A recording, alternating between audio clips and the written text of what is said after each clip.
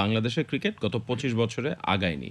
আকরাম ভাই, আপনি এই দলকে রিপ্রেজেন্ট করেছেন, এখন বাংলাদেশ ক্রিকেট বোর্ডের ডিরেক্টর। কিন্তু যদি একদম আনবায়াসলি, নিউট্রালি বলতে হয়, বাংলাদেশের ক্রিকেট 25 বছরে আগায়নি, এই মন্তব্যটাকে আচ্ছা, কিভাবে আমি দেখবেন? সেই কথায় যাব না সে বলেছে কি বলে নাই। হ্যাঁ, আমি ধরেন আমি বললাম, হ্যাঁ, আমি আমি বললাম। যে কথাটা বলতে চাই যে বাংলাদেশ ক্রিকেট যদি না আগাইতো তাহলে আমরা আন্ডার 19 চ্যাম্পিয়ন হলাম কিভাবে?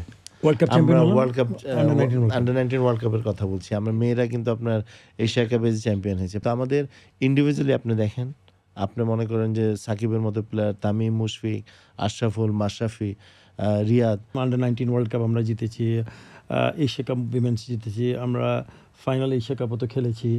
কিন্তু আমরা যে বাইলেটারাল সিরিজ খেলেছি, এইটা তো you can't hide from the fact that আমরা উই ক্রিয়েটেড হিস্ট্রি। নিউজিল্যান্ডে গিয়ে নিউজিল্যান্ডের মাটিতে আমরা টেস্ট ম্যাচ হারিয়েছি। আতার ভাই, দর্শক ট্রফি জিততে চায়। ঠিক আছে, ট্রফি জিততে চাই, but you have to accept. আমি কিন্তু স্টুয়ার্ট লর কথা আসছি, আমরা ওটাতে আসবো। জি। এবং তার সাথে আমরা England defending champion T20 world cup 3 match series খেলতে আসছিল এখানে দেশে। We beat them not once, we beat them not twice, but we beat them 3-0। তো come on, give me a break. কিছু তো ভালো হচ্ছে।